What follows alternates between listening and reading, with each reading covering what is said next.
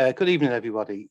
What I won't be doing tonight is just simply retelling the story of the Angels of Mons. A lot of you that are familiar with the story will already have that prior knowledge. I'm going to tell it in a different way. And what I'm also going to be doing is introducing three completely brand new pieces of evidence, which has only come to light over the last couple of years. There will be a little bit of history with this as well, because without the history of 1914 Europe, I don't think the Angels of Mons story makes much sense. What I've also done is, well, following Claire Davies' excellent webinar on cemeteries, I've also included a little bit of trivia information on the work of the Commonwealth War Graves Commission, which hopefully that'll be interest to everybody. So with a bit of luck, should be something there for everybody. So we'll get straight into this one because I ran badly over time last time, and so I want to make sure I can stick to the allocated time that's given to me. So if you've got no knowledge of the Angels of Mons story, it's generally a legend about the appearance of a variety of supernatural entities that supposedly protected the British Army from defeat by the invading forces of German Empire on the 23rd of August 1914, which became known as the main Battle of Mons. That's the first major land battle of the First World War. Once the story started to come into the press, a lot suggest that it was due to the short story, which is really a ghost story, of Carla Bowman, which was released by Arthur Machen in the end of September 1914. The book itself that followed, Carla Bowman, didn't actually get published till the following year in 1915.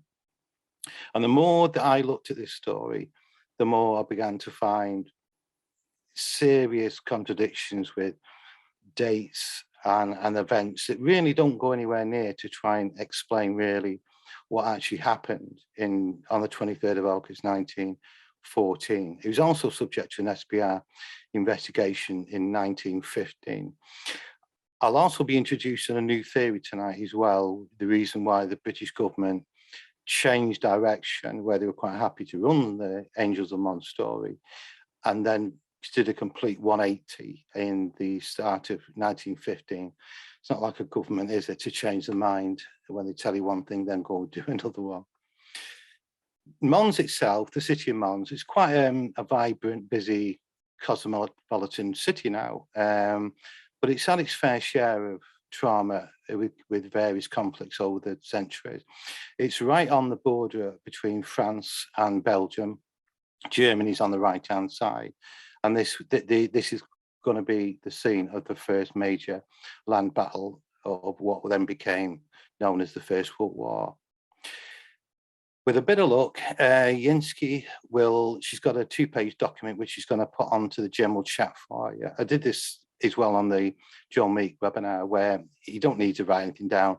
I will do multiple links there that will give you the various links to other reading material, as well as some downloads, which should be available as well on that document. So hopefully Yinsky will pop that into general chat. It's only a 2-page document, but the links are on there.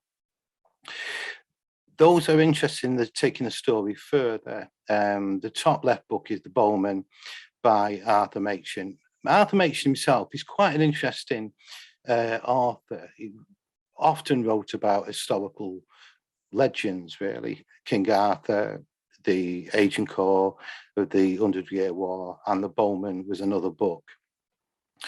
That's the one that many people point towards as being the reason for the legends of the Angels of Mons. The top right book, which is David Clarke's Angel of Mons, is probably a more thorough explanation and does provide both sides of the story, which is something I'm going to try and attempt tonight, to give you both the pros and the anti Angel of Mons.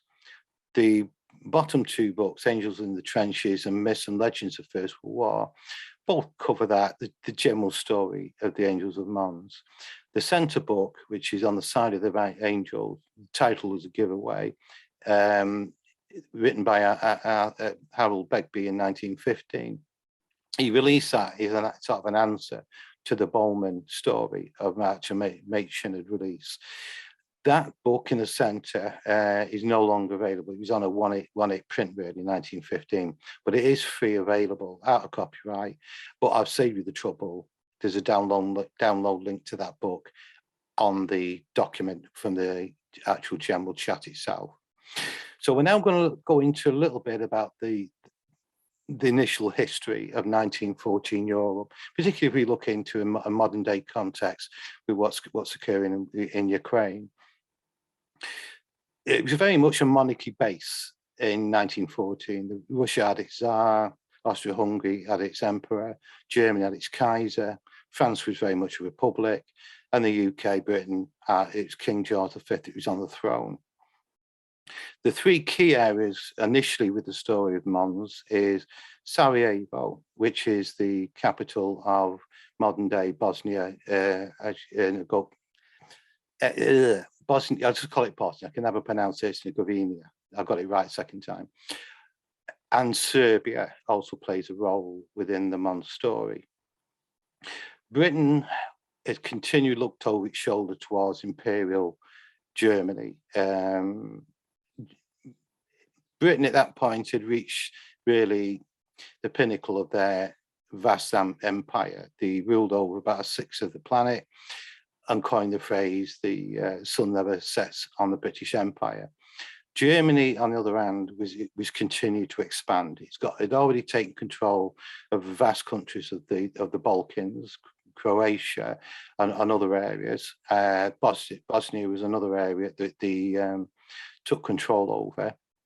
So there was already suspicion around before the outbreak of the First World War, and I think all the ingredients were there anyway for something to happen. Just needed an excuse for it to occur. So, as far as 1914 is concerned, as far as the Balkans concerned, they were always deeply distrusting of what was becoming the huge German Empire. The emperor at the time, Franz Joseph, is not in the best of health. He's approaching 84 years of age, not expected to live much longer, and the world's expecting Franz Ferdinand will soon inherit the empire and his 52 million subjects. He was already head of the Imperial Army. By the start of 1914, Bosnia-Herzegovina, which is Sarajevo, which is the capital there, because of this sheer amount of upset and conflict that was occurring there, Austria decided that they were going to suspend the parliament. All their laws were annulled. Serbian national parties were banned from the area, and troops have been called in to quell any unrest.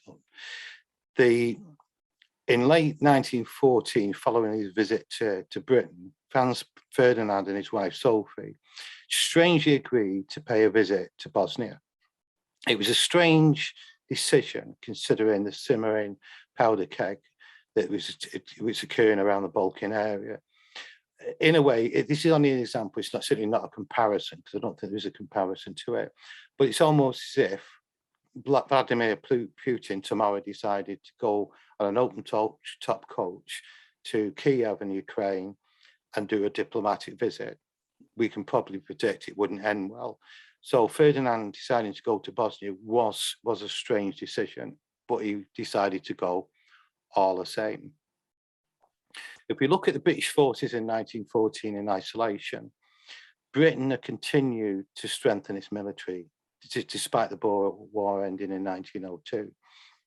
And by 1914, the start of 1914, and before the outbreak of the First World War, Britain had at its disposal around 247,000 of its First Army, 246,000 of its Second Army, around 280 to 300,000 in its reserves. Add that to its huge Royal Naval Fleet, we're talking about 1 million military personnel available to them. Just 4 years later, Britain remained at its maximum strength of just over 3,820,000 soldiers, a vast recruitment exercise during the war. By the end of 1918 and the end of the conflict, the First World War, this is just British casualties with 673,375. The numbers are that disturbing. 1,600,000 wounded. Add the Commonwealth countries into that, you're talking 900,000 dead, 2.5 million wounded, and that doesn't include the German losses or the American losses.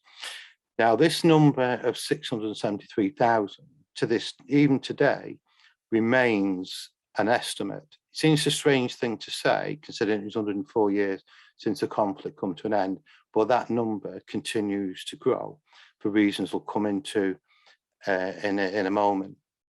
So at the end of the conflict, there's obviously a massive rush then to demobilise. So by the end of 1920, the British Army was down to 370,000. One of them was my grandfather from my mother's side. I had 8 ancestors, and I'm quite sure many of you on the webinar tonight will have had ancestors that were involved in the First World War as well as the Second World War. I had 8 of them. Only my grandfather and another ancestor, David Clark, returned. The other 6 all perished, and only me great uncle, Lance Corporal Frank Hayes from the North Staffordshire Regiment, has a marked grave. The other 5 missing, never to be seen again, don't know where they are. And of course, in 1920, in less than 20 years' time, they would have to go and do it all over again. So a little bit of information. Again, I've included this mainly out of the sheer amount of interest it's shown on Claire Davies' excellent webinar. Is the picture on the right is David Clark when he's 18, when he first joined the Manchester Regiment in 1916. I know David Clark perished due to an injury sustained in the First World War. He took a gunshot wound to the back, severing his spine, and he came back paralysed from the neck down. That's his grave to the left. He's buried in Sutton Cemetery in Stockport. Yeah, when I looked at his war records as well as his death certificate, it clearly states there on his discharge document, he took a gunshot wound to the spine. On his death certificate, because he only lasted a couple of months. He was transferred to Broughton House in Stockport, one of the many hospitals that have been set up to really cope with the high levels of serious injuries that the soldiers are returning from. So you would have hospitals specialises in facial reconstruction, missing limbs, and in David Clark's case, a spinal injury. But he did definitely die from it, as his death certificate clearly shows. Gunshot wound to back 10 months previously. Yet he was never in the casualty list. He was never part of that number. So during COVID, we all got many things that we wanted to catch up with, and David Clark was one of them. Decided to put a case together, sent to the Ministry of Defence to have him allocated as a war casualty. And I got official notification last December that was now the case. 5th name down, Private David Clark, Manchester Regiment, post-discharge due to gunshot wound to spine, sustained in action. So now, after 104 years, he's now become a war casualty. Tuberculosis. Pardon? Did somebody say something? That's okay, right. What I've also done as well, I've included the second from the bottom, which is Private Thomas Clinton. He died by judicial execution in 1917, yet was never considered to be a war casualty. He is. But the shock for me was when I actually looked at the list, the additional names that were given in just 2021 alone, plus 653 names that were not allocated as war casualties before. A lot of this is due to ancestry. We've all been researching our ancestors, and people have wondered why they're not been listed as a war casualty. So I thought I'd just share that bit of information for you. If you've got somebody that fits in that category, get in contact with me and I'll talk you through the process.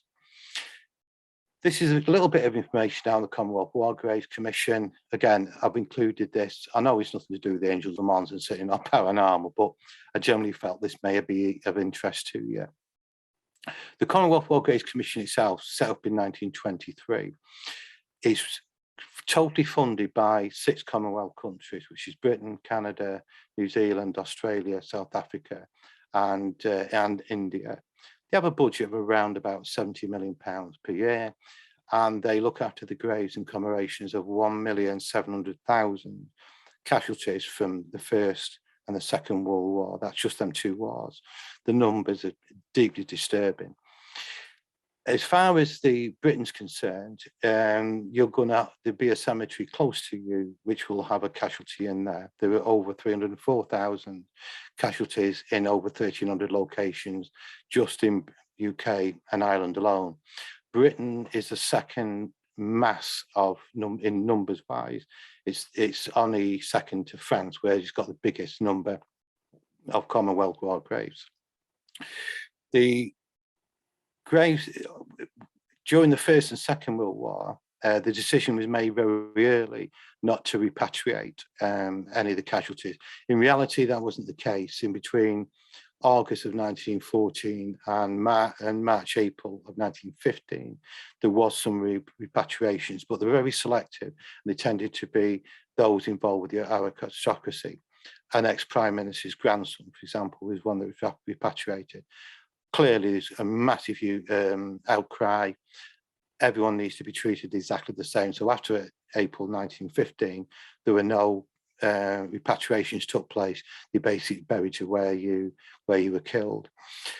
As far as those that are in the UK, these are normally casualties that have died through sickness, injuries returning from war, accidents, that type of thing.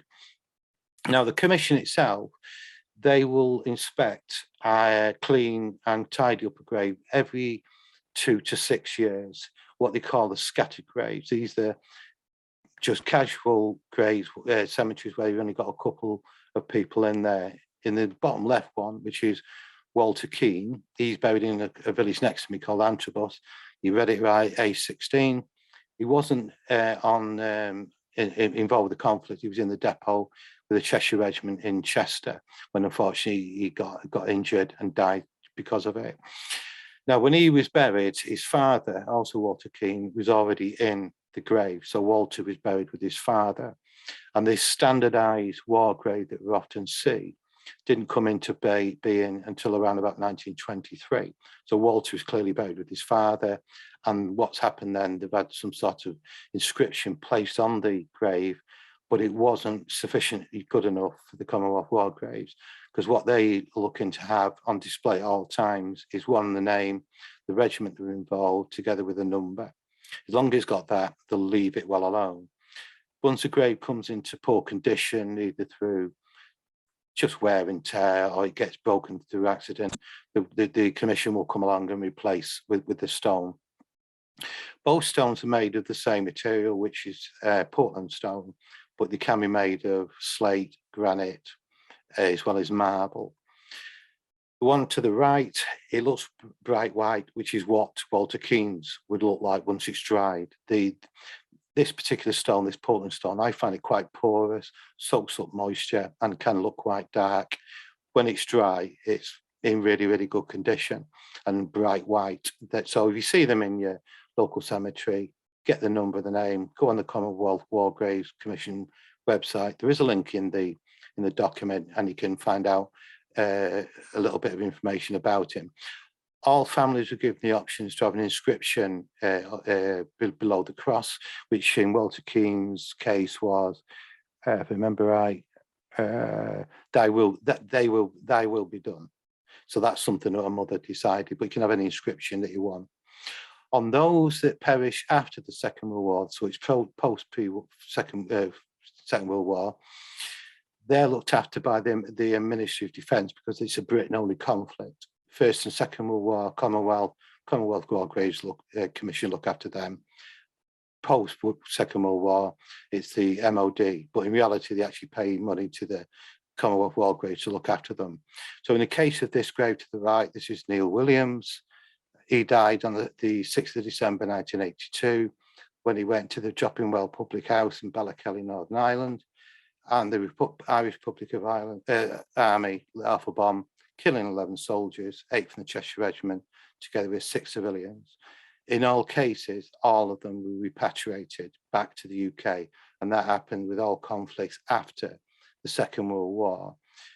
With the Falklands, it was slightly different at first, because the 247 that were buried in Port St. Carlos, the with the families wanted them returning. So with the exception of 14 casualties, all the others were exhumed and returned back to UK for burial. So I thought I'll just cover that a bit of information, what the Commonwealth War Graves do.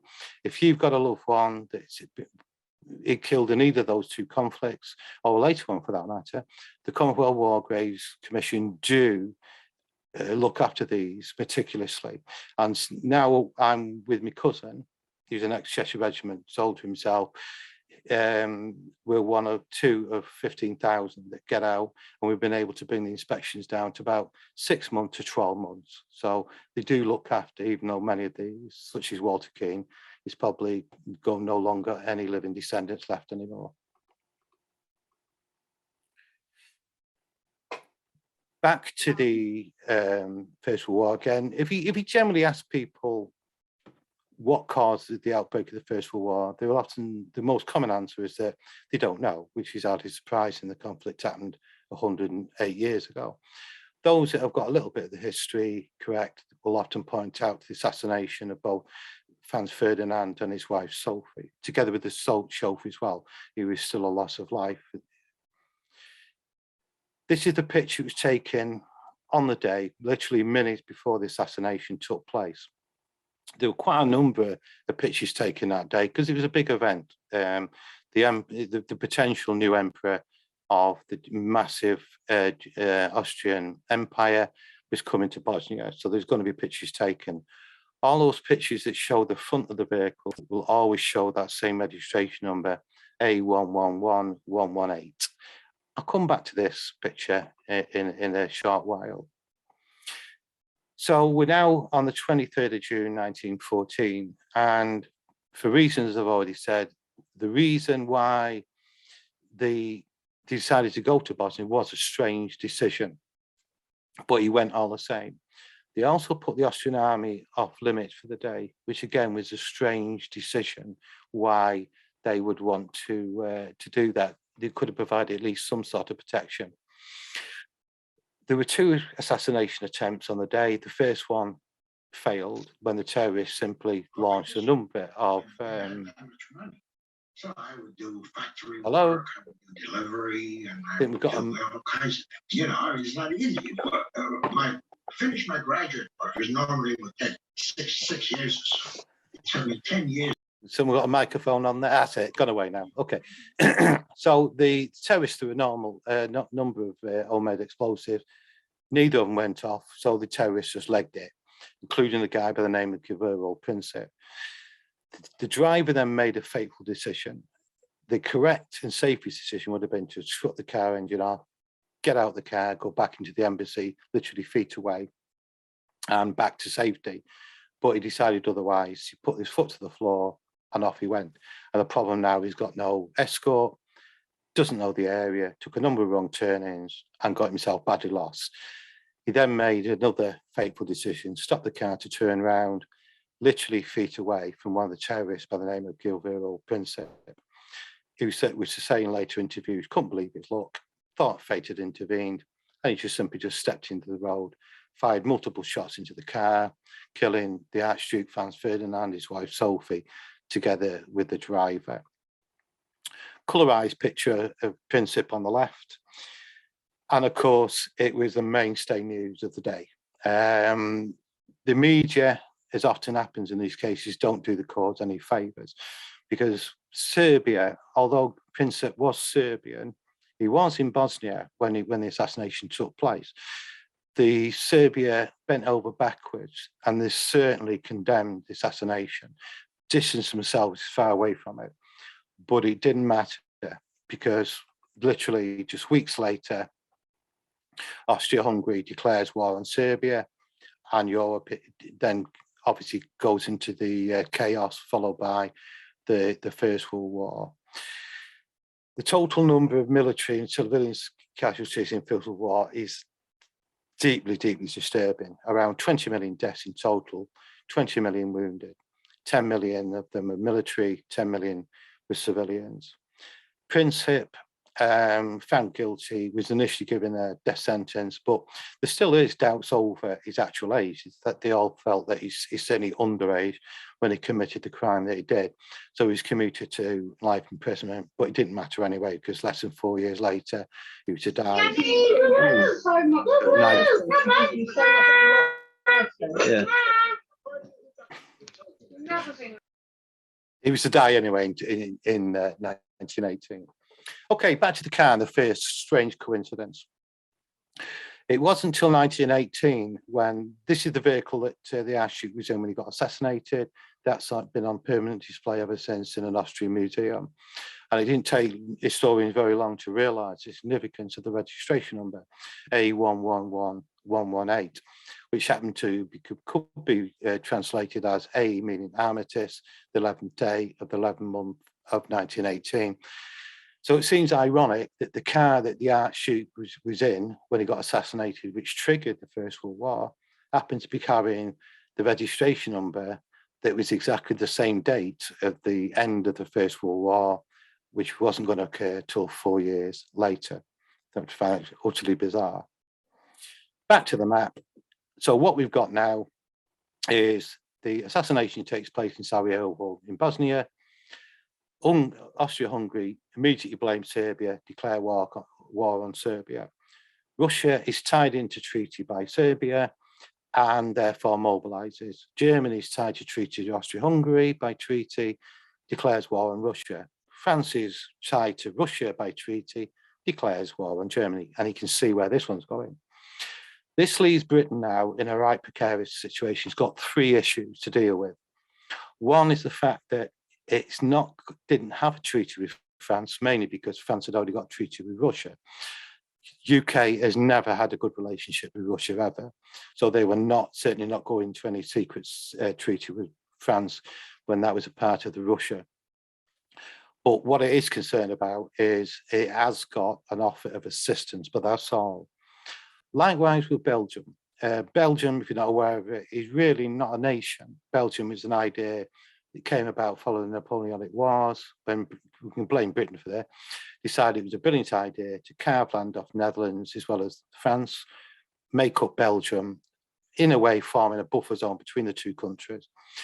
They also had a sort of an offer of assistance to Belgium, nothing tied in by treaty. Well, the main reason for Britain entering into the war was the plain fact Belgium had a token army, France's army was in total disarray, wasn't effective. And a joint Germany-Austrian army going into France 4 to 6 weeks later, they would get into the northern areas of France, into the ports, towards the English Channel, completely isolating Britain away from Northern Europe. And that was the main reason that Britain entered the war. I've got to cover the Netherlands, otherwise Ian Skill will not forgive me. The Netherlands is almost like piggy in the middle here, and it has to make a decision. And its decision, in hindsight, was absolutely the right one, is to go neutrality. Once that was done in 1914, that would mean Germany couldn't enter, and likewise, UK couldn't use any sort of land base. And Netherlands come away from the First World War relatively unscathed, but it was absolutely the right thing for them to do. So Britain now declares war on Germany on the 4th of August, mainly because of that reason. And they generally know why, when years after, when they started to look into the reasons what caused the conflict, it was generally accepted that Serbia was only the small fish. The big fish was always going to be France anyway.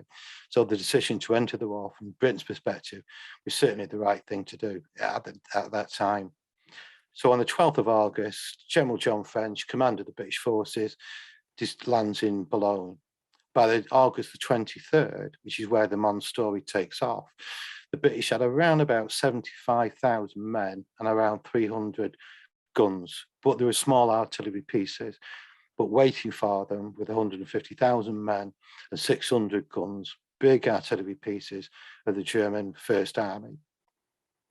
And the problem for Britain was that the aggressor always had time on his side. So as far as the Germans' perspective, they were able to pick the terrain carefully and left Britain really in total flatlined, over covering a 20-mile length of canal in a highly exposed position.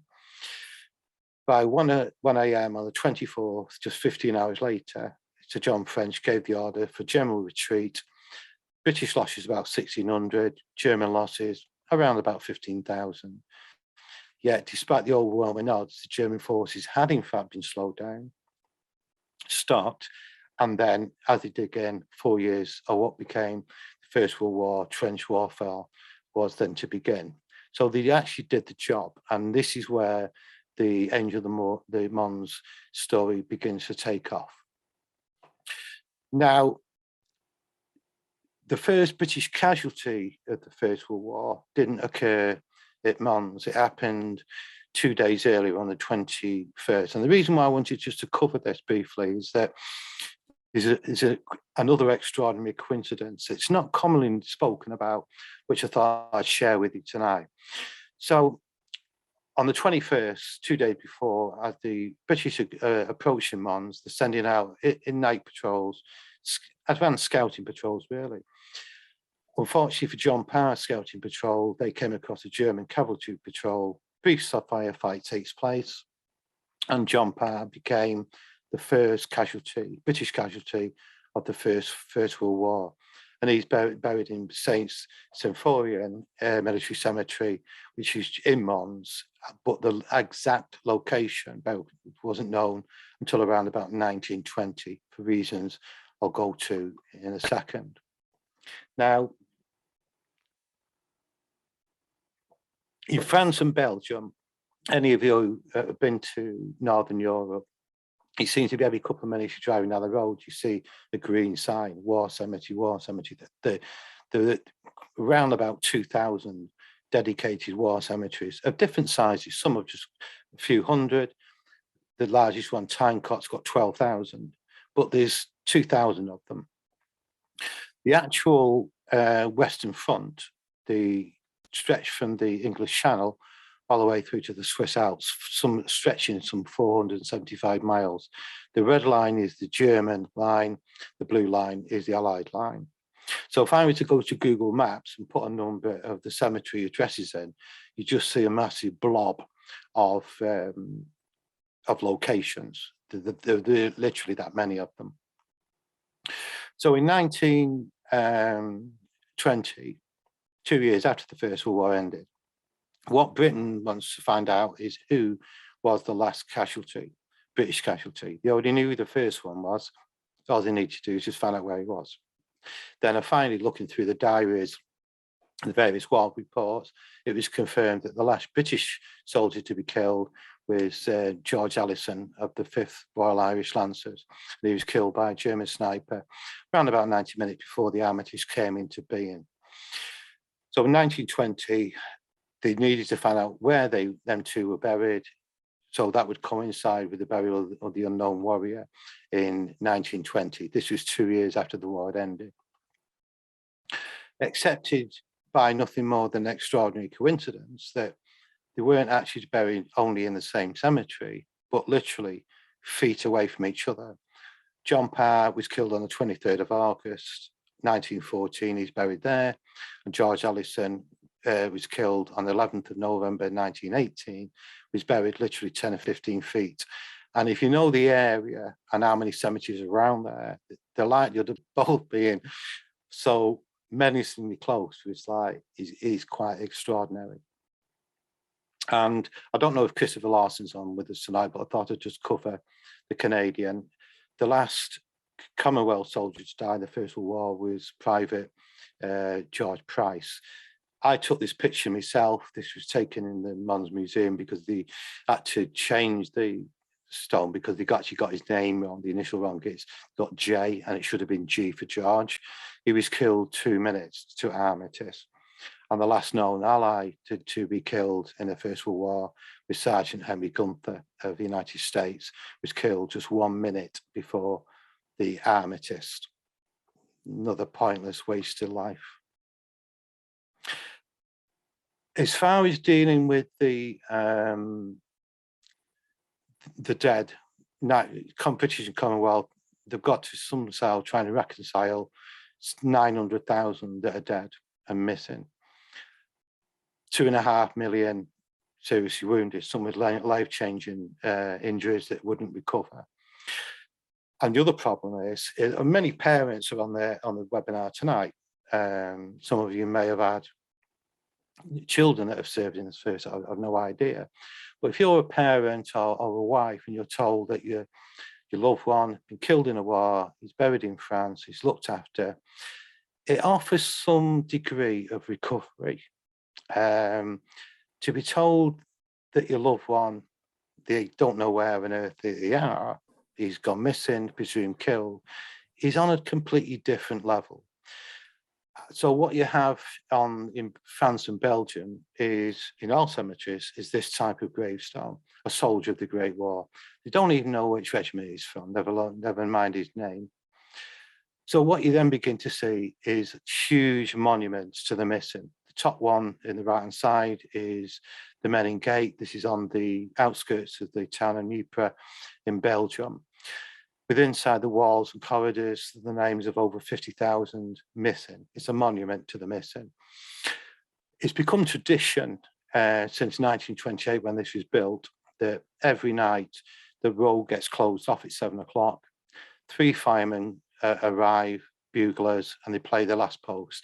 And I've done every night, 365 days of the year since 1928. The only time when they've not been able to do it is during the Second World War, when they were occupied by the Germany. Apart from that, they've done it every night. Quite an emotional place to go to. If you're ever in Belgium, particularly in the town of Ypres, go to the Menin Gate. It's on there every night, and they have special events occurring there as well. As far as France is concerned, the mighty Sepval Memorial, again, simply built to the missing, over 55,000 names on there. That also has a Commonwealth War grave cemetery around it. And it's trying to deal with the missing, which is one of the most uncomfortable aspects, I think, of this awful war. So I just want to quickly touch on this before we do finally move on to the Angels of Mons, because what I want you to do tonight is talk you through a little bit of the history and take you on an emotional journey. So you're in the right frame of mind, is then when we look then is what happened on the 23rd of August. So I know it's not paranormal, but hopefully you'll understand the reasons why I've done it this way.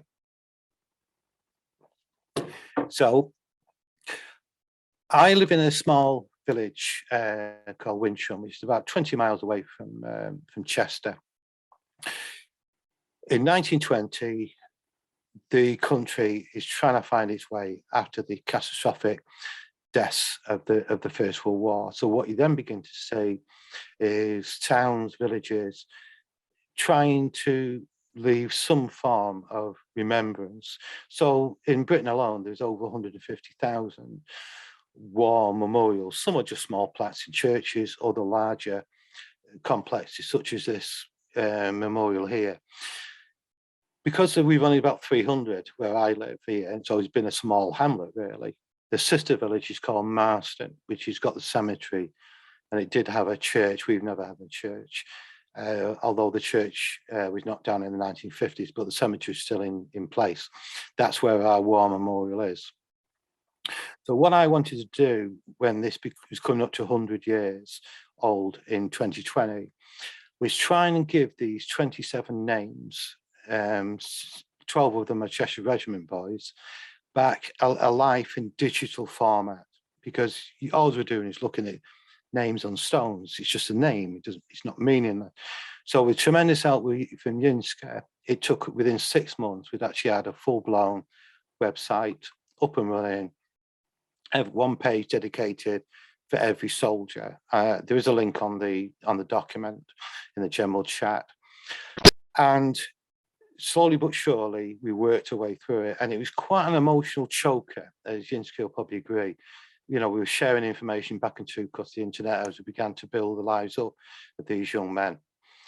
And one that I came across was, we've got many mothers on tonight, of a mother that received a letter, well, it would have been a telegram, about her son, James Spencer. And what she'd been told is the son went missing on the 25th of March in 1918. Don't know where he is.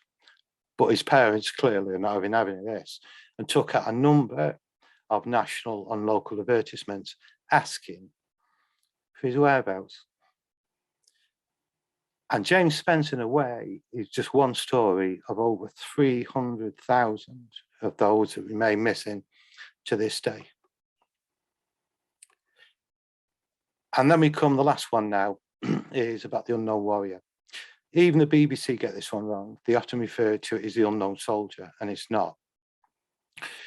And it was around about 1919 when King George V arrived at Tynecott and was quite taken back about the number of temporary markers, just wooden crosses really, with soldiers' names on them. The standardised Commonwealth war grave didn't actually become more common until after 1923. And it was a priest that mentioned to him that about the sheer number of missing soldiers. So he then evolved what we would become the unknown warrior. Now the Queen, or the head of state, every year since 1920, lays 2 wreaths. One goes on the main cenotaph in London, which commemorates all men and women died in all conflicts. And then she lays one other onto the tomb of the unknown warrior. So the idea behind this was to choose at random 4 remains of 4 unknown warriors. They simply didn't know if he was an airman, he was a sailor, or he was a soldier. They had no idea, and they still don't know, having any idea.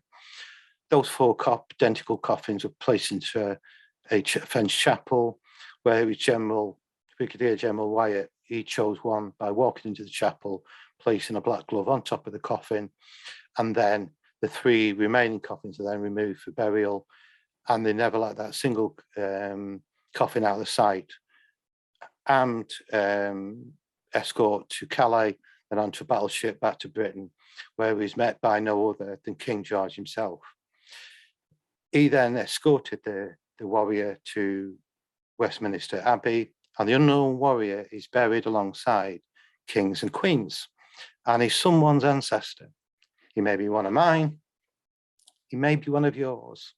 And I think it was a typically British way of dealing with a significant problem, where it leaves that element of doubt. Those that have lost loved ones and they simply have no idea where they are, they may just be in Westminster Abbey, and we don't know.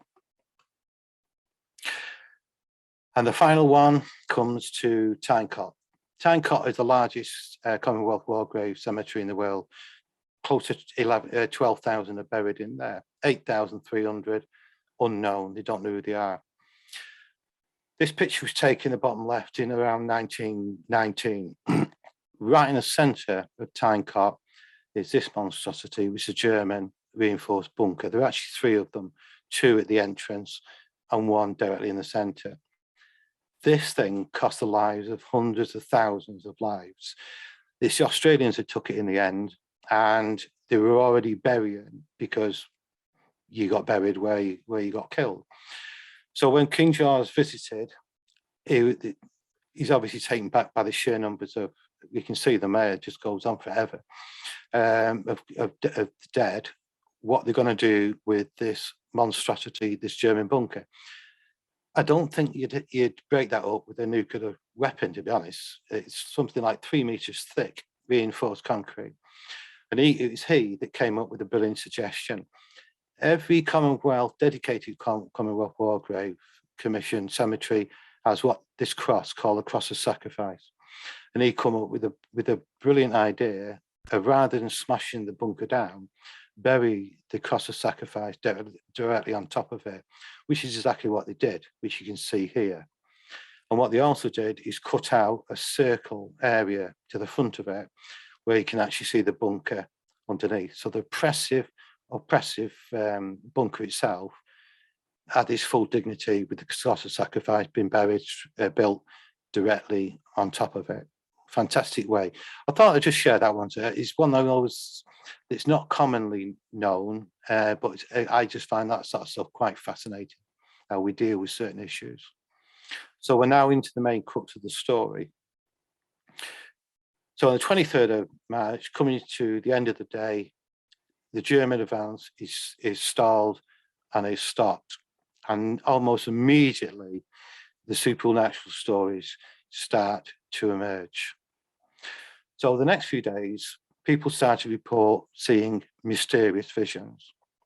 One young officer told Mabel Collins, the author of The Crucible, the media are after stories, still are to this day. I had the most amazing hallucinations marching at night, as if I was fast asleep, I think. Everyone was reading about the road and seeing things. I saw all sorts of things, enormous men walking towards me, and lights and chairs and things in the road. Then on the 5th of September 1914, a couple of weeks after the Mons, Brigadier General John Charteris, who was Chief Intelligence Officer, reported that on one particular vision that was spreading through the Second Corps of how the angel of the Lord on the traditional white horse and clad all in white and flaming sword faced the advancing Germans at Mons and forbade their further progress. What I've got for you now, and hopefully I have managed to turn the audio on, is a quick 5-minute movie. We were quite fortunate in 2017. I was in Mons with my cousin, laying a wreath on the Cheshire Regiment monument that's there. The Cheshire Regiment were there in Mons. And on the way back, we thought we'd visit the Mons Memorial Museum. It just recently opened. And they dedicate a full floor to the Angel of Mons story. And they also have a small cinema. And we looked at it, we had a thought, go in and have a look at this. And it's about 13, 14 minutes long. And we're quite impressed with it. So what we then did, go into the gift shop, and we wanted to ask a question. Where could we get a copy? Was it on DVD? And the answer was definitely not. But once we found out what we were doing there, they introduced us to the museum curator, and he allowed us to go into the cinema and film on a mobile phone at the back of the cinema. So I can assure you it's not a bootleg. I wouldn't do that on you. You know, we generally would give him permission. But I have shaved I've just left the last 5 minutes on there. The rest, you've already got the backstory, so there's no point of just recycling that again. So as a visual aid, it's very good. I think it will begin to, if you've got no knowledge on the Angels of Mons story, what these soldiers were saying they were seeing. Now, when we actually filmed this for the second time, it was my cousin. I don't know what language he pressed. It could be Swahili for all I know. I have absolutely no idea. So if you know what language is being spoken, please let me know, because I can't understand a word what's being said. I'm pretty sure it's not French anyway. But it's got the sound effects in it and a visual aid. It's very, very good. You're going to pick up the story from where the British soldiers are now really landlocked into the shallows. Now, what they're waiting for is the artillery to stop. The British can't move backwards or forwards or get out of the shallows. Now, one of the reasons what people don't understand, and I think if I give you a bit of the military side of this, you'll have a better understanding when it is that you look at the Mons story, why they were saying this occurred, is once they reach Mons and the Germans then made their first attack, they've got 600 pieces of artillery, and some are big pieces of artillery. And the job of artillery is to drop shells on top of you to destroy you, at the same time to stop reinforcements coming up at the rear and drop shells behind you. So you can't get out of the trench and go backwards, you just be obliterated. You also can't get out of the trench and go forwards, because the machine guns that the Germans are waiting for you will just turn you into a human colander. You can't get out of the shell hole, because one of the things that a shell hole does, it barricades your way from debris. 95% of soldiers get killed with artillery shells due to flying debris, not by the explosion itself. And the reason why soldiers like shell holes is that it's practically impossible to drop a shell directly where the previous one went to, because as they fire a big artillery piece off, it might recoil 12, 16 foot backwards. It then recoils back forwards, banging around. It's on loose surface. They load another shell into it. All shells have different amounts of gunpowder in them. So even if I find it identical sighting again, it's not going to land in exactly the same shell hole. So that's where the British were. And what they're waiting for now is for the artillery to stop. Once that stops, they're going to come out of them shell holes and meet the German infantry as well as the cavalry. And it's at this point now that where you're going to pick up the story. So hopefully you're going to hear this without a problem. Bear in mind, it was filmed on a mobile phone.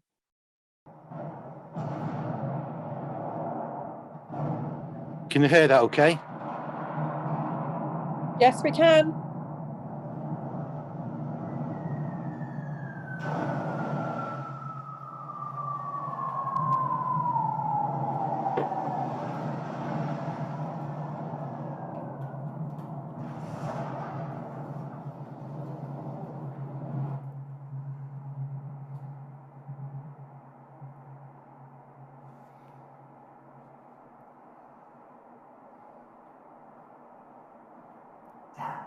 John, did you see that?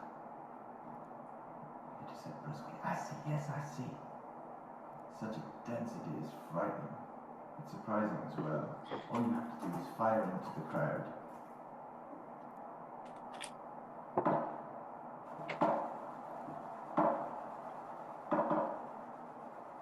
Let them get closer, and then it's the minute of mayhem. A deluge of bullets descends on them. A surprise blow. The machine gun next to me fires to the max.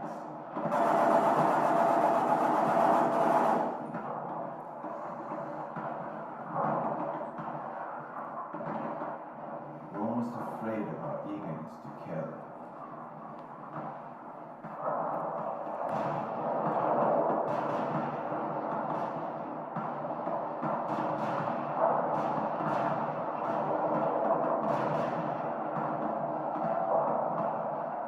Shortly after, their 75mm batteries sent a rain of shells down upon us.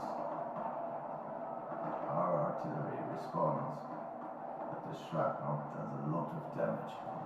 The soldiers are not sufficiently protected from the metal shards flying in every direction. The German infantry is advancing in droves towards the front and is slowly gaining ground, despite the casualties we inflict.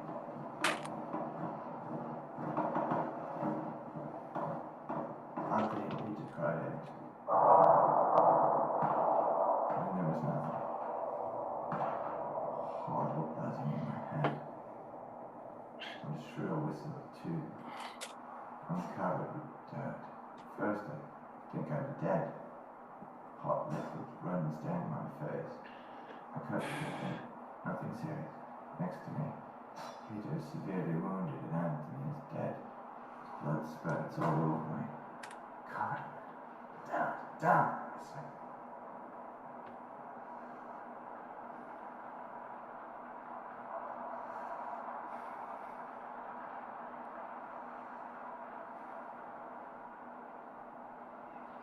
With my teeth clenched, I close Anthony's eyes and Peter cries out in pain. I pull him down so that the stretcher bearers can take him, and I climb back up on the crest. The Germans are a few dozen meters away, too many of them. We're given orders to fall back. It makes me furious.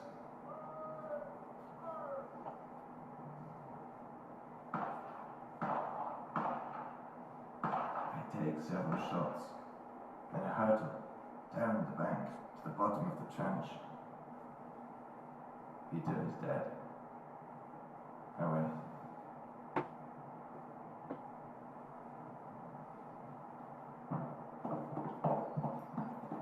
The sky is dark.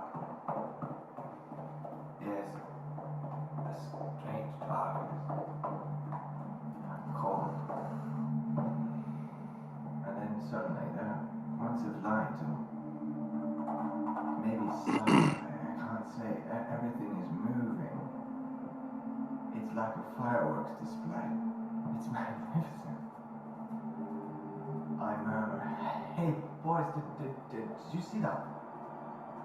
I hear the cavalry. What are you doing? Well done. The boys, man, not making any sense. I'm delirious. Must be the injuries. There isn't any cavalry. No cavalry in sight. I see just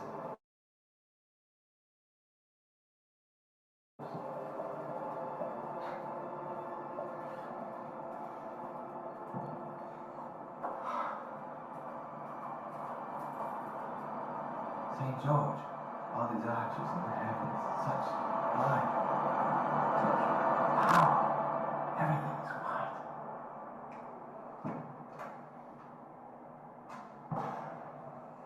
That's the angels, love.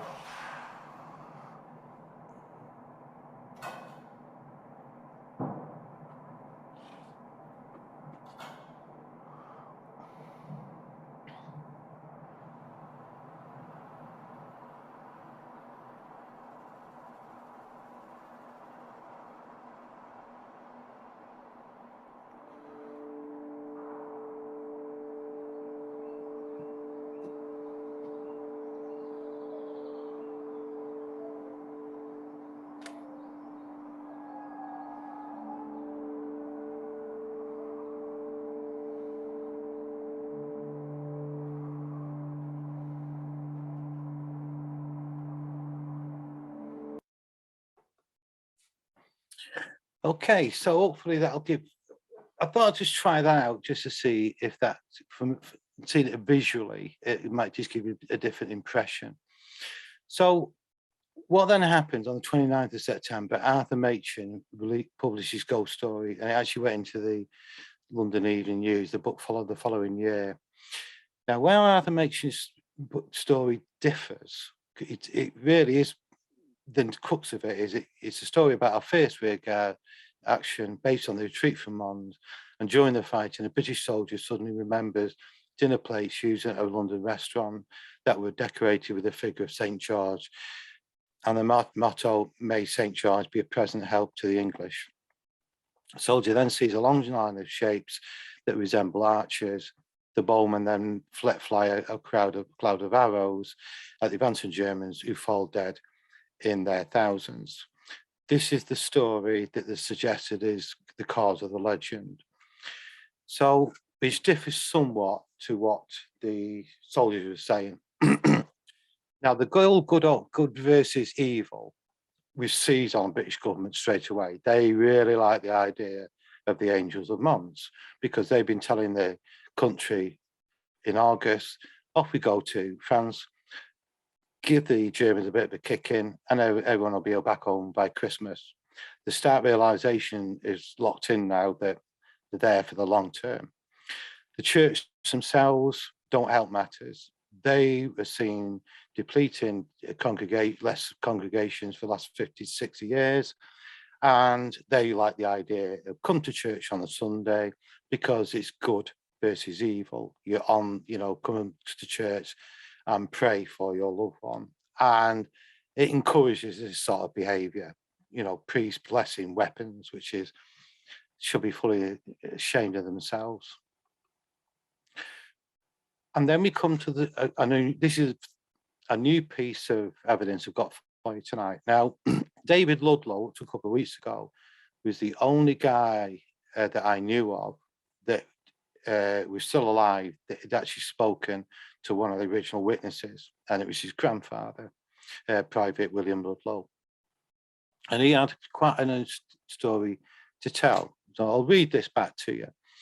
It was Christmas time when I was talking to him about it. When I was asking what the angels had been like, he pointed to a card on the mantelpiece with a picture of an angel with wings outspread and said it was just like that. It's quite emotional, really, talking about it, because I remember it as if it was yesterday. But it was decades ago that David Ludlow spoke to his granddad, William Ludlow, Bill, as he was known, who slipped up in London in 1914 to join up underage at 17 and fight a German nation on the march. Only 3 weeks or so after Britain went to war, the private of the Royal Fusiliers, City of London Regiment, found himself embroiled in the Battle of Mons in Belgium. According to the Western Front Association, which is generally, it's just, you know, for people interested in the First World War history, the first action, according to them, was the 23rd of August, when the German army attacked and suffered what was at the time enormous infantry casualties from the terrific rate of rapid rifle fire of the British professional troops. The British volleys brought the Germans to a stall, said the Western Front Association. The trouble was the enemy ranks were being swelled. The British commander decided to withdraw his outnumbered men, and the ferocity of the battle on the 23rd and the apparent sudden British victory over superior force immediately engendered a rumour that swept the British homeland. Some form of divine intervention must have occurred. The rumour typically claimed that an avenging angel, clothed in all in white, mounted on a classical white horse and brandishing a flaming sword, had appeared in a parting of the clouds at the worst moments of the night battle. The angel had rallied the troops and enabled them to crush the enemy and halt their advance. This apparition was soon called the Angel of Mons, though by whom remains obscure. It was also seen as a divine indication that God was on the side of the Allies and in the end would prevail over their essential powers. Now, clearly the Western Front accounts skeptical. They call it a mass illusion, and they're always pointing out that the British troops were all soldiers well versed in legends such as the shower of arrows that saved the grossly outnumbered British Asian Corps. The Bowman story that Arthur Machen wrote, I Still Say, is a recycled version of the Asian Corps story, because they've been there with this before. And indeed, some of the accounts of the soldiers, some did claim of a protective shield of Bowman around the British at Mons. Whatever the truth, the Angels of Mons story obviously reached Wood families. All they're seeing every morning is catastrophic casualty lists. So I reading about eyewitness accounts of angel-like figures with outspread wings, the legend therefore got created from there. Now, Bill Ludlow, however, wasn't really an old soldier. He was a young guy, really, and he was utterly convinced that he saw the sky full of angels. So we'll go back to what his grandson had to say. Bill saw some bad things as the war continued. It seems he fought at Ypres, which is Belgium, and on the Somme, which is France. By good fortune, he survived, returned to his native Kent and became a labourer in the cement industry. But life didn't treat him that kindly. He was widowed when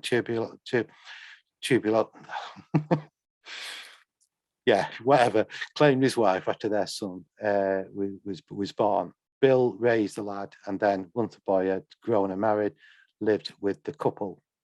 Tuberculosis, got it right in the end. David, the next generation, thus grew up with Bill as an integral part of the family, and because of that, he was very close to him. He had his own room in our house. I used to go up and see him every night, sit with him. Grandfather didn't talk about his time as a soldier unless he was asked, though. He told me he had seen terrible things no one should see again. One day when he was about 11 or 12, I was doing a project at school about the Battle of Mons, and I asked him about it. You were there, weren't you? He was answering in a sort of yes or no terms. Then when I said about the angels, he went into quite a little bit of detail. My grandfather said he saw this angel 20 feet tall, outspread wings, hands behind her, holding back the lines. He could see her plainly. Beautiful, he said. So what does David Ludlow think now about his grandfather? I researched this, and there's an awful lot of skepticism about it. People say it could be men hallucinating, it could be a cloud formation, or it could be a phenomenon of the weather.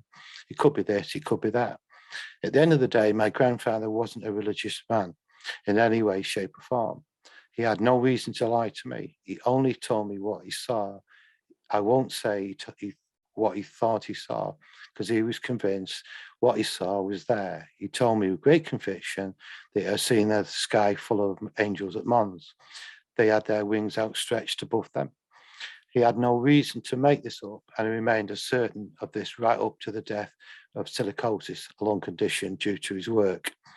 So are you convinced? Yes, because knowing the man, knowing he was a simple, very honest man, a simple man, not simple as Diwali, but he was a simple, straightforward man. There's never smoke without fire, really, is there?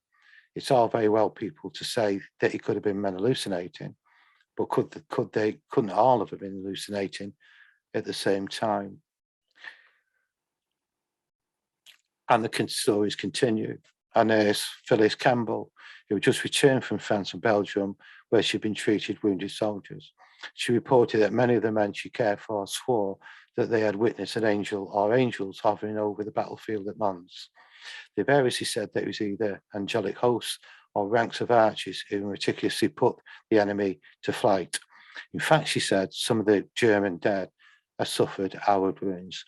That one does need a little bit of care with that one. I'm not sure you could tell the difference between an arrow wound and a bayonet. And then we come an interesting statement from a sergeant of the Cheshire Regiment. And this was actually a witness statement taken at his court martial. And this is what he had to say, or part of what he had to say. We were pinned down in a shell hole, unable to move forwards, machine guns, or backwards, artillery. My lance corporal asked what I would be doing in the afterlife. We all had a good laugh. We had all accepted this was the end. Suddenly a private shouted, "Who is that?" It was pitch black, black as coal, but I could just make out a glowing figure of a woman onto the edge and to the right of the large shallow we were positioned in. "Get in, you daft mare, you'll be killed," I shouted. She smiled and simply pointed to my left, waving her hand as she did so. She spoke not a word. "Must be French," she said. But somehow her comforting smile made us feel at ease, and I had no idea why. I ordered the men out of the shawl, and we quickly fast-trotted left in the direction she pointed. Seeing ahead was difficult. It was pitch black, but each time I looked to our right flank, the woman was there, with her finger always pointing. After 10 or 15 minutes, she nodded her head in agreement, and we then realized we were next to a wooded copse with sheltering trees. I looked back again to thank her and make sure she was safe, but all I could see was blackness again. She'd have vanished. There we waited until daybreak, and then we made our way back to HQ. That is why we were late in returning, sir. Everything I've told this court is true, and every one of the men will tell you the same story.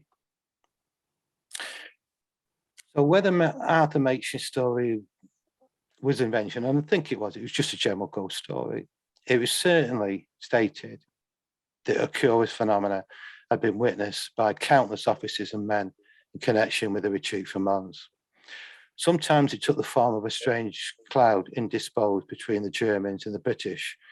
Both British and German commanders thought at first that the sheet of fog mist was a weapon, which is correct. When you look at the statements between British and the Germans, what the British said they saw was a sheet or curtain wall of mist or fog coming from the left, not rising or falling like you would expect with mist or fog.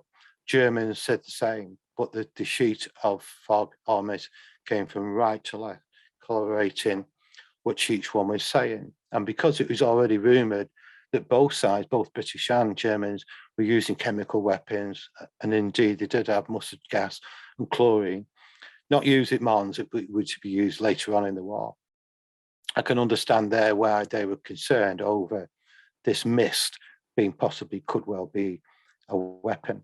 Then others, of course, reported being guided to safety by angels. So the stories get more and more remarkable as you go. In 1915, the SPR published a report on the Angel of Mons, and basically this is what Mark Valentine had to say. It concluded that many of the stories of visions of the battlefield were founded on mere rumour. No first-hand testimony was obtainable, and detailed evidence was lacking. Even if we conclude that some soldiers in extreme conditions may have thought they saw extraordinary things on the battlefield, and had evidence of even that is distinctly lacking, yet no one can deny it was Arthur Machen's story that gave resonance and power to an image and assurance that many people in Britain wanted to believe in. I'm not sure where you could get the detailed evidence from, because in 1914, they didn't walk around with Polaroids back then. So it's all going to come down to personal statements or personal experiences, really. So between August and December 1914, the British government loved the idea of the Angel of Mons. January 1915, they do a complete 180 and suppress the story and deny it. So something must have happened, because governments don't just suddenly U-turn without good reason. And I think I found the cause. And it goes back to the 25th of December 1914, Christmas Day, or thereabouts, Christmas Day in 1914, when troops, both German and British, in a way, spontaneously and on their own call, brought about their own ceasefire, which was unheard of. And if you think about that for a moment, what would happen at 9 o'clock tomorrow morning in a modern day context if the Ukrainian and Russian forces decided, sod there, throw the weapons on the floor and go home? That's a scenario which occurred on the what became known as the Christmas Truce in 1914. They generally accepted that how that occurred, both sides of the trenches, German and British, were singing carols, trying to outplay each other. Eventually somebody pokes a rifle with a bayonet at the end with a white handkerchief tied on it, which is really a parley, really. It's not a surrender, but a parley, which is, I'm not going to do you any harm, don't do me any harm. They both exchanged, and eventually both German and British got out of the trenches, went into no man's land, exchanged gifts, shook hands, greetings, played cards, and had the famous game of football. They probably had a wonderful time Christmas Day, but the British government, the high-ranking military, were not impressed. Military relies on total and absolute discipline, and they're not going to accept them unilaterally bringing about their own ceasefire. If a regimental sergeant major says jump, you don't ask him how high, you just do it. It has to be absolute and total. This was not going to happen again. So before the new year came about, they made sure every troop in the trenches was made aware that if they ever got out of the trench again and tried to fraternize with the enemy again, and this is both sides, both German and British, it wasn't just Britain, Germans were the same, that there would be no court martial, no court hearing, it'd be simply shot on the spot. It's one of the main reasons that a officer in the trenches carries a small arm. Small arms, I know, is about as much use as a catapult with in a land battle. They're there to keep your own in check, and which is exactly what occurred. What you then see is a clamping down and discipline. The top right picture, one that disturbs us all, with the woeful execution of soldiers. In 1914, 4 soldiers were executed for cowardice or desertion. 1915, 45, 1916, 88, and 1917 by the same number. So it was almost getting to the point of like 2 every 10 days. Bottom left is an image of a letter that was sent home. Massive sanitization of letters. It was occurring anyway. What generally happened, you gave your letter to the your commanding officer, he would read it. If he saw anything he was not happy with, he'd give you the letter back, you go and rewrite it. What then happens in the January, they then to sanitize it, basically just inking it through anything they weren't happy about. And then in the March of 1915, a strange event occurs called the Crucified Soldier. Now, this was an interesting one because no one knows where this started, but I've got a good idea. And the rumor was that a Canadian soldier was found bayoneted in the shape of a crucifixion on the side of a barn. No eyewitnesses ever come forward to say they saw this occur or even found the body. All it seems to have been was a rumor. Now, it's interesting it was a Canadian soldier because at this point in 1915, the Commonwealth countries were not over happy with what was occurring in the First World War. If in Australia, what on earth is a war on the other side of the world got to do with Australia? And they have a point. So choosing a crucified soldier with German bayonets, being Canadian, is about as much motivation you need for a soldier, as well as the country.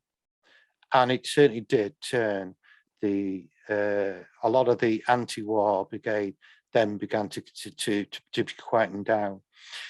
So it's always an interesting one that when it comes down to misinformation as well as propaganda, if it's not a Russian doing it, it's normally British, and they're very good at it. They've run campaigns after campaigns, stretching back to Napoleonic, of getting the enemy as well as your men to believe certain aspects of it. So I think that's the reason why the British government changed stance. And then we come to the story of Robert Cleaver. Now, the reason why I wanted to include this is that we're all investigators at the end of the day, and we're always looking into cases. Some of them are historical ones. And people often say to me, why are you looking at something that happened about 50, 60 years ago? It's because I've always said that the Fox Mulder is correct. The truth is out there if you look hard enough. So I'll pick this one up because this is a perfect example why you should never trust any evidence, wherever it comes from, and irrespective of how historical it is. And this is Private Robert Cleaver of the Cheshire Regiment. Now, Robert Cleaver was so adamant and convinced of what he saw in Mons that he wrote to one of the newspapers. The newspaper printed the story because the media were after good side of the war, and they printed it. People then took, as they will do, mickey out of him. He was so angry and adamant of what he saw that he goes to court and signed an affidavit. And exactly word for word, this is what he had to say. I, Robert Cleaver, number 10515, a private in the 1st Cheshire Regiment of His Majesty's Army, make oath and say as follows, that I personally was at Mons and saw the vision of the angels with my own eyes. Signed, Robert Cleaver.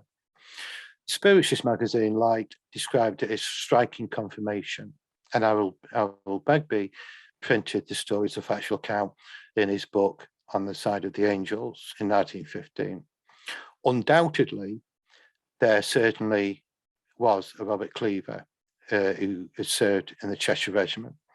And this is a perfect example for me because I've got a close association with the Cheshire Regiment. So I was able to get information, which is not normally probably available. Hazelhurst, George Hazelhurst is just really a justice of the peace of JP from Flint in North Wales.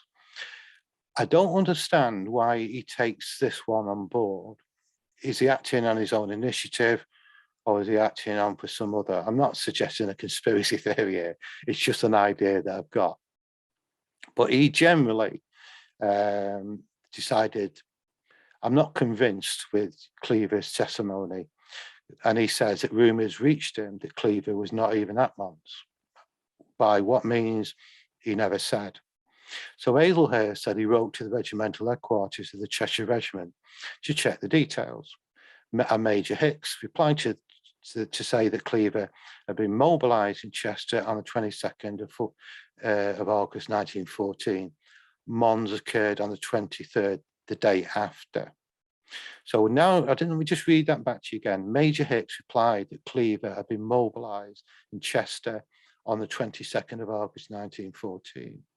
If you read that in a newspaper, you might be right to presume that Robert Cleaver was in Chester, enlisted and mobilised from Chester.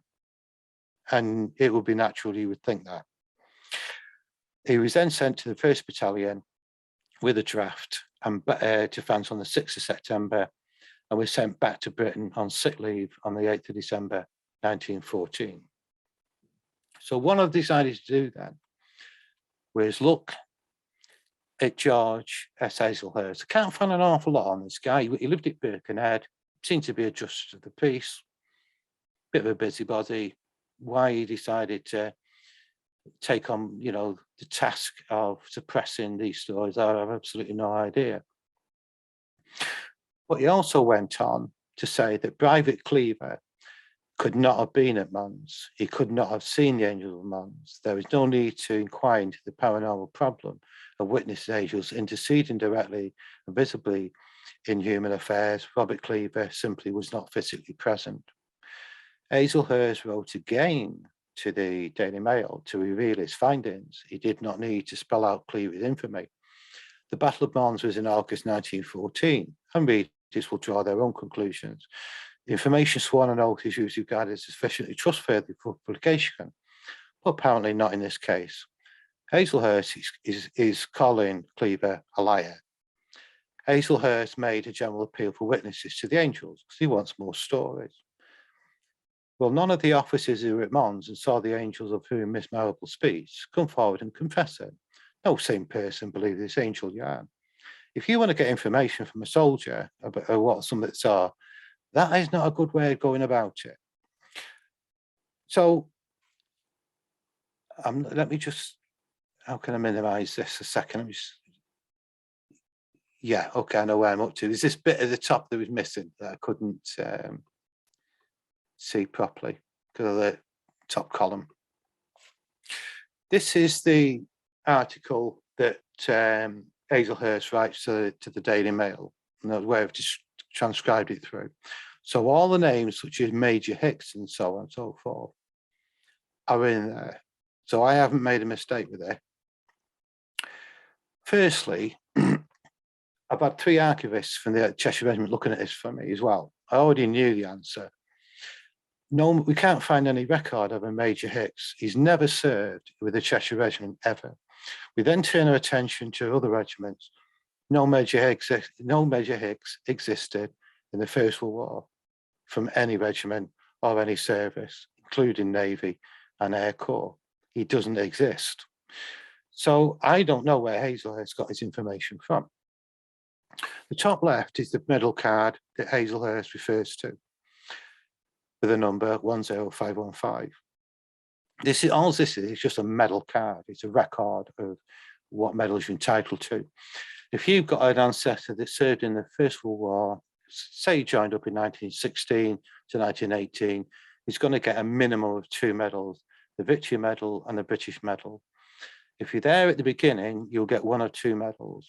In the case of Robert Cleaver, he got the 14th star. Okay, I'll come back to that in a second. So now go back to what Hazelhurst said, that Cleaver was mobilised in Chester on the 22nd of August, the day before Mons, so therefore it's impossible, couldn't have been there. That suggested that he just enlisted. Robert Cleaver goes back a long, long way. In 1911, his termination of his first level of engagement had come to an end. He actually joined up in 1905. He was already in serving 9 years when the First World War broke out. He then signed up again for another further 6 years in 1911. Now, Robert Cleaver, this is the last document, is the, I have got all these documents. Anyone's interested in this, you want them, just drop me a line and you're welcome to them all. There's about 70, 80 pages of it. On this one, this is dated the 22nd of January, 1922. This is Robert Cleaver. He's with the 1st Cheshire Regiment, 1st Battalion of the Cheshire Regiment, 10515. He's then transferred to the Manchester Regiment with a different regimental or colour number. That's quite common. So over the one before it, Thomas Reagan, you can see that he first joined the Manchester Regiment, regiment number 495. Then he was first to 1st Gunnery Battalion, King's Light, under a different regimental number, again with the Labour Corps, different regimental number, 1st Manchester Regiment, different regimental number. So in the First World War, you could serve and have multiple numbers. My grandfather was the same. He had he joined up with the Cheshire Regiment initially, had 1 regimental number, then transferred to the Machine Gun Corps and had a separate regimental number. So the only way I can make any sense out of this lot is putting some sort of table form for you. So I've got all his service records, and there is only one Robert Cleaver within the Cheshire Regiment. He first signed up in the 15th of March 05, initially with the 3rd Battalion. He then transferred to the 4th Battalion, then to the 1st Battalion. All his regimental numbers follow suit. He's the same Robert Cleaver. He lived at Macclesfield. The same Robert Cleaver, the same date of birth. Same Robert Cleaver with the same wife, Clara. I know the only one that Robert Cleaver had a daughter, Ivy, born in 1907. Completed all his training. Excellent conduct. And he was also promoted twice, private, corporal, sergeant. By weird coincidence, he's back as a private. I don't know why that happens. I can't find any disciplinary marker against him. And I'm not sure why that happened, because once the First World War broke up, they're suddenly faced with millions of extra troops and they need officers to deal with them. So I'm not sure. But the clue comes to the medal card itself, which he received 3 medals, the 14 star, the British medal, as well as the Victory Medal. Now, being mobilised in Chester on the 22nd of August doesn't mean to say he was even at Chester. I've quadruple checked this one, and I am right with it. If he's already serving, even as a reserve, there's absolutely no reason for him to be in Chester. My cousin got mobilised for Bosnia in Spain on holiday. So he can get mobilised wherever. There's absolutely no reason for him to be in Chester or Shrewsbury, for that matter. So the big clue comes on the 14 star. It's also known as the Mons star. The second star is called the Bronze star. So what you generally had is that if you were there at the outset of the 23rd, on that first expeditionary force on the 23rd of August 1914, you will get the 14 star. If you then joined in, say, September 1914, you would get the Bronze star. Robert Cleaver got the 14 star, and which is indicated on his medal card. So it's more likely than not, Robert Cleaver was at Mons. And it's for reasons unknown, the Justice of the Peace, George Hazelhurst, was either given the wrong information by elusive Major Hicks, and we can't find any record who on earth he was, doesn't seem to exist, or he gave deliberately changed it, or a bit of both. And what is also striking, in all the records I've got of Robert Cleaver, there's no mention of the dates in there, and particularly no mention of a sickness record on the war documents. So I think I've indicated Robert Cleaver. I'd be interested to know your thoughts at the end of it. But Hazelhurst, I don't know what on earth he was doing, why he decided to take Cleaver to task. That may also explain the reason why he got demoted.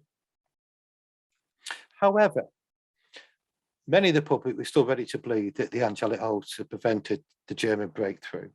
Miracles happen in Judea, why not in Flanders? And everyone knew occultist clergymen, they weren't a good thing. But soldiers continued to report something unusual. A Lance Corporal with 15 years service said he stood watching the vision for 3/4 of an hour. We came over quiet and still. It took us that way. One of his mates cried, "God's with us," and that kind of loosened us. Their captain, when they fell into march, said, "Well, men, we can cheer up now. We've got someone with us." The Lance Corporal added, "I should be very sorry to make a fool of myself by telling a story merely to please anyone." Then the press discovered a lieutenant colonel who said that after Lakatu, the column was accompanied by squadron upon squadron of ghostly horsemen. All Saints magazine in Clifton reported that 2 officers were serving at Mons told Sarah Marable about what they saw on the front line, both of whom themselves had seen the angels save their left wing from the Germans when they came right upon them during the retreat from Mons. One of Miss Marable's friends, who was not a religious man, told her that he saw a troop of angels between us and the enemy. He has been a changed man ever since. The other man and his company were retreating. They heard the German cavalry tearing after them. They therefore turned around and faced the enemy, expecting nothing more but instant death. When to their wonder, they saw between them and the enemy a whole troop of angels. The German horses turned around terrified and regularly stampeded. The men tugged at their bridles while the poor beast tore away in every direction. Now, this guy is an interesting one. About 2-3 weeks ago, I'm arranging a dedication event at the National Arboretum in Staffordshire, and I needed the Reverend, who's the old padre of the Cheshire Regiment, to come and do a service for us. And I mentioned I was doing this webinar on the Angel of Mons with ASSAP. And he said, oh, I've got a story to tell about my grandfather. So he sent me this quick story, and I'll quickly read back what he had to say. My grandfather told me a similar tale of how the nation had prayed during the dark hour of World War I. Next day, a superior German forces surrendered to the surprised Tommies. We thought we'd defeat you, the German prisoner of war confided, until came your white cavalry, looking like invincible angels. Have you read 2 Kings chapter 6? My grandfather said. We had no white cavalry.